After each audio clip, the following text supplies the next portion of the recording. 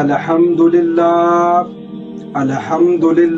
نحمده ونصلی علی رسولہ الکریم اما بعد فاعوذ باللہ من الشیطان الرجیم بسم اللہ الرحمن الرحیم۔ اللہ تعالیٰ سے دعا ہے اللہ تعالیٰ صحیح طریقے سے بات کہنے کی، سننے کی، سمجھنے کی، پھر اللہ تعالیٰ ان باتوں پہ ہم سب کو عمل کی توفیق عطا فرمائے۔ جو انسان کسی مصیبت میں، کسی پریشانی میں یا کسی بھی طرح کی پریشانی میں مبتلا ہو، میرے بھائی میں اس کو ایسا عمل بتاؤں گا، اگر وہ اس عمل کو کرے گا تو اللہ تبارک و تعالی اس کی تمام پریشانیاں، تمام مصیبتیں اور ہر طرح کی برائیوں سے اور پریشانیوں سے اللہ تبارک و تعالی اس کی حفاظت فرمائے گا۔ میرے بھائی یہ بہت بہترین عمل ہے۔ میں اللہ تبارک و تعالی سے دعا کرتا ہوں کہ اے اللہ اس عمل پہ ہم کو بھی توفیق عطا فرما، ہم کو بھی یہ طاقت دے، ہمت دے کہ ہم بھی اس عمل کو خوب زیادہ سے زیادہ کریں، اس لیے کہ میرے بھائی کون ایسا دنیا میں نہیں ہے جو پیارے نبی پاک صلی اللہ علیہ وسلم کو اپنے خواب میں دیکھنے کو نہ چاہتا ہو۔ اگر کسی سے یہ بات بولو تو ہر کوئی انسان چاہے گا کہ میرے پیارے نبی پاک صلی اللہ علیہ وسلم میرے خواب میں آئے۔ تو میرے بھائی یہ صرف اور صرف عمل ہے درود شریف کا۔ یہ ایک ایسا عمل ہے کہ انسان انمول بن جاتا ہے، اللہ تعالیٰ کے قریب ہو جاتا ہے، اور اللہ تعالیٰ اس کے جو کام ہے اس کو اللہ تبارک و تعالیٰ اپنے ذمے لے لیتا ہے۔ میرے بھائی درود شریف کو ہلکے میں مت لو، یہ بہت بڑی نعمت ہے کہ اللہ تبارک و تعالیٰ نے جس کو درود شریف پڑھنے کی محنت دے دی تو وہ انسان دنیا میں بھی کامیاب ہے اور آخرت میں بھی کامیاب ہے، اور ہو سکتا ہے کہ ایک نہ ایک دن وہ پیارے نبی پاک صلی اللہ علیہ وسلم کو اپنے خواب میں دیکھ سکے۔ میرے بھائی ہم لوگ اپنی زبانوں سے کچھ نہ کچھ بکتے رہتے ہیں دن بھر، لیکن کسی مسلمان بھائی کو یہ توفیق نہیں ہوتی ہے کہ چلو درود شریف ہم پڑھ لیں۔ جب کوئی انسان ایک بار درود شریف پڑھتا ہے تو اللہ تبارک و تعالی اس کے اوپر 10 رحمتیں نازل کرتا ہے، 10 رحمتیں اس کے اوپر نازل ہوتی ہیں ایک بار درود شریف پڑھنے سے۔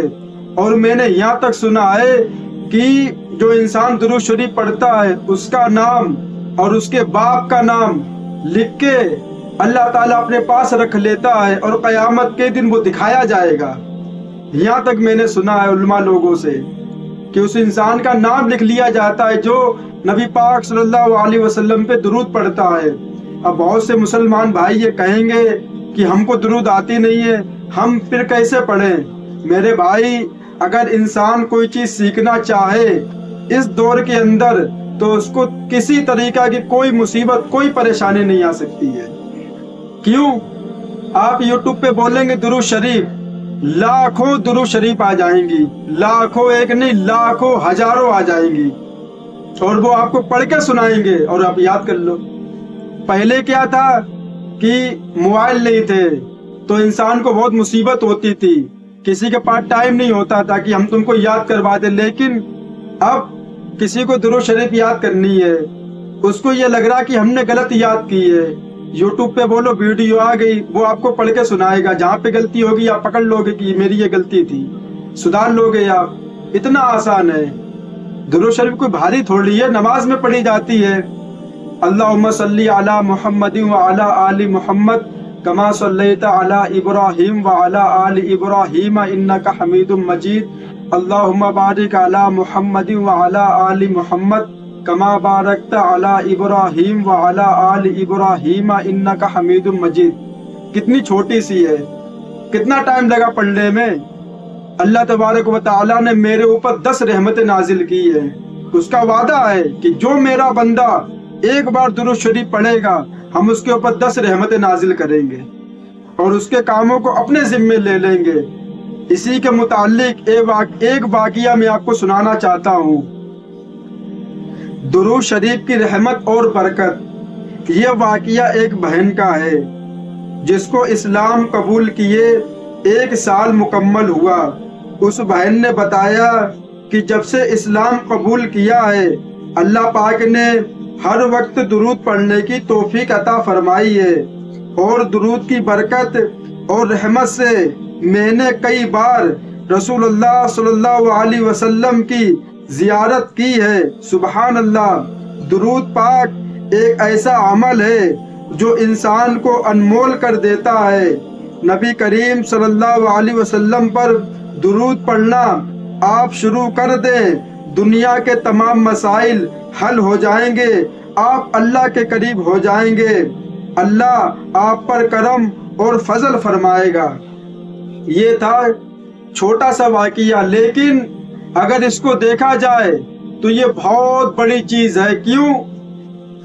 وہ غیر مسلم تھی، اس نے اسلام قبول کیا، اور کسی نے بتایا ہوگا کہ آپ درود شریف کی کثرت کرو، اللہ آپ کی حفاظت فرمائے گا، تو یہ پڑھتی رہی، اور اس نے خود بتایا ہے کہ کئی بار نبی پاک صلی اللہ علیہ وسلم کی زیارت میں نے خواب میں کی ہے۔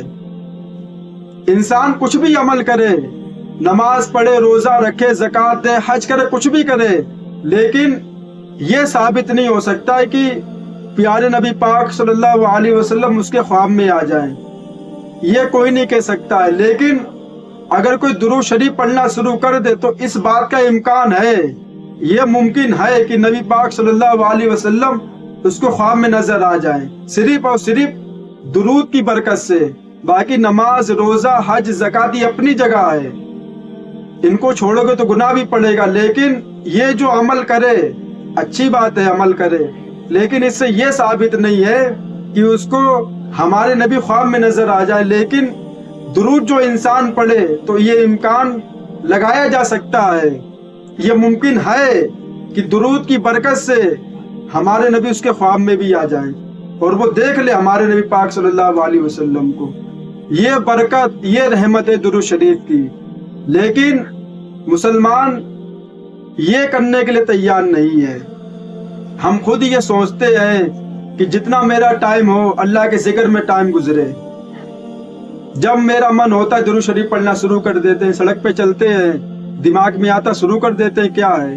لیکن وہی بات ہے، شیطان یہ چیزیں پسند نہیں کرتا ہے، وہ فوراً آپ کا دماغ ادھر ادھر کرنا شروع کر دیتا ہے، کہتا ہے یہ کیا پڑھ رہے ہو، کچھ اور سوچو، بس ہو گیا کام۔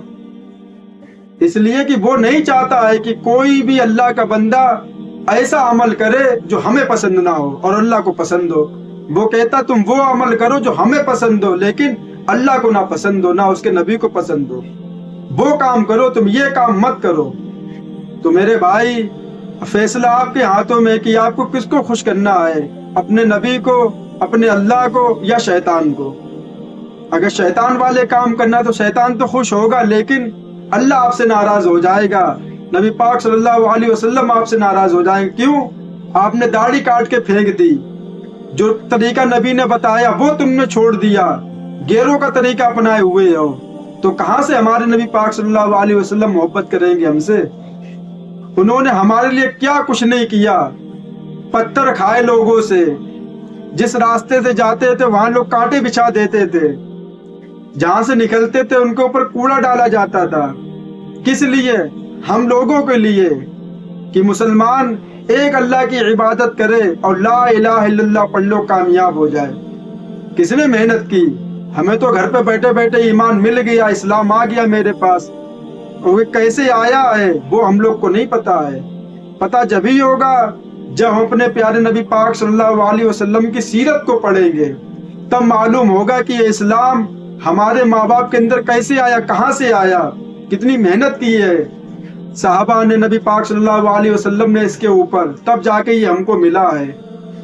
لیکن بات وہی ہے کہ جب کوئی چیز انسان اپنی محنت سے لیتا ہے تو انسان اس کی قدر کرتا ہے، اور فالتو میں مل جاتی ہے اس کو، کہ نہ پیسہ خرچ ہوا، نہ ٹائم لگا، اس کے پاس آ گئی، تو انسان اس کی قدر نہیں کرتا ہے۔ کیوں؟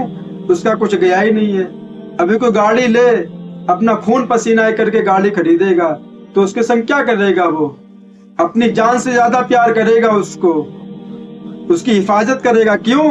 وہ اپنے خون پسینے سے کمائی کی اس نے خریدی ہے، اور وہی گاڑی اس کو کوئی دے دے کہ یہ لو چلانے کے لیے، کیا کرے گا اس کا؟ وہ اگر کوئی کہے گا کہ دھیرے چلا لو، وہ کہے گا کیا ضرورت دھیرے چلانے کی، میری تھوڑی ہے، ٹھک جائے گی ٹھک جانے تو۔ کیوں؟ اس کی نہیں ہے، وہ اس نے محنت نہیں کی ہے۔ اب آپ بتاؤ کہ ہم نے صحیح بولا کہ غلط بولا ہے؟ ایک دم 100% صحیح بات ہے کہ جو انسان اپنی محنت سے کوئی چیز لیتا ہے اس کی قدر کرتا ہے، اور جو فری میں مل جاتی ہے اس کو قدر کسی کو نہیں ہوتی ہے، چاہے وہ کوئی سی بھی چیز ہو۔ تو ہمیں تو اسلام مل گیا بیٹھے بیٹھے، تو ہمیں اس کی اہمیت اور اس کی قدر و قیمت ہمارے دلوں میں نہیں ہے۔ جب ہم نے اگر کچھ کیا ہوتا، لڑائی کی ہوتی اس کے لیے، زخم کھائے ہوتے، کانٹے چوبے ہوتے پیروں میں، تب جا کے ہمیں اس کی اہمیت پتہ چلتی، تب جا کے ہم لوگ دین کے لیے کام کرتے۔ لیکن ہمیں تو مل گیا بیٹھے بیٹھے نبی پاک صلی اللہ علیہ وسلم کے ذریعے سے، لیکن ہم نے ان کو بھی بھلا دیا، اور ان کی جو سنتیں تھیں، جو طریقہ انہوں نے بتایا، اس کو بھی ہم لوگ چھوڑ بیٹھے۔ اسلام سے تو گئے، اور جو پیارے نبی پاک صلی اللہ علیہ وسلم کی جو سنتیں تھیں، داڑھی رکھنا چہرے پہ، اور مونچھیں کاٹنا، اور زیر ناف کے، اب دیکھو مسلمانوں میں کتنی بے حیائی ہے۔ کیا لکھا ہوا ہے کہ 15 دن ہو جائیں اس سے پہلے پہلے اپنے بغل کے بال صاف کر لو، اور 40 دن کے بعد اگر نہیں کرے تو گناہ پڑے گا۔ لیکن مسلمان اس سے بھی چلے گئے۔ دیکھو جا کے گاؤں دیہات میں لڑکوں کو جب نہاتے ہیں بنیان اتار کے، گھن ایسی آتی ہے کہ مسلمان کو ہوا کیا ہے؟ اتنا صاف ستھرا مذہب اور آج کس گندگی میں پھنسا ہوا ہے۔ چلو بات کہاں سے کہاں نکل گئی، کیا لے کے چلے تھے۔ اب کیا کریں، جب بیٹھتے ہیں تو باتیں آتی ہے دماغ میں۔ بات تو یہی لے کے چلے تھے کہ جو انسان درود شریف کی کثرت کرے گا، اس کی پریشانی، اس کی مصیبت، کسی بھی پریشانی میں وہ گرفتار ہو، کیسی بھی مصیبت ہو، اگر اس نے درود شریف کو پکڑ لیا تو اللہ تبارک و تعالی اس کی سب پریشانیاں دور کر دے گا۔ اب اس پہ بھی یہ بات نکل کے آئی ہے کہ اب ہوتا کیا ہے۔ اگر کوئی بولے مولانا کی نماز پڑھو اللہ آپ کے رزق میں برکت دے گا، وہ نماز پڑھتا ہے اور اس نماز کی وجہ سے کوئی نقصان ہو گیا تو اس کے دل میں اور نماز کی نفرت پیدا ہو جاتی ہے۔ وہ کہتا ہے ایسے بڑھیا ہم پہلے تھے۔ یہ ایسا نہیں ہے میرے بھائی، اللہ تبارک و تعالی امتحان لیتا ہے کہ تم کتنے ایمان میں پکے ہو، کتنے تم نے اپنا دل مضبوط کیا ہے، کتنی محبت کرتے ہو ہم سے۔ تو اللہ پہلے آزماتا ہے اپنے بندوں کو، اور بندہ اس آزمائش سے گزر جاتا ہے، اس کے بعد اللہ تبارک و تعالیٰ اس کو دنیا کا بادشاہ بنا دیتا ہے، اس کی سب پریشانی سب ختم کر دیتا ہے۔ لیکن جب کوئی انسان اللہ کے قریب جائے گا تو اس کو مصیبت کا سامنا کرنا پڑے گا، باتیں بھی سننے پڑیں گی، تانے بھی سننے پڑیں گے، اور کیا کیا سننے پڑے گا، اور جو اس پہ ڈٹا رہے گا وہی کامیاب ہے۔ اب دیکھو نا، ایک تبلیغی جماعت والے گئے، یہ واقعہ سنا کے بات ختم کروں گا۔ تبلیغی جماعت والے گئے، ایک آدمی تھا گاؤں کا، اس کے پاس بھینسیں تھی، تو اس نے بولا کہ آپ نماز پڑھو، تو بولا نماز سے کیا ہوگا؟ تو انہوں نے بولا کہ آپ نماز پڑھو گے تو اللہ تبارک و تعالیٰ آپ کے رزق میں برکت دے گا۔ بولا ٹھیک ہے۔ وہ گیا نماز پڑھنے کے لیے، فجر کی نماز پڑھ کے آیا تو اس کی ایک بھینس مر گئی۔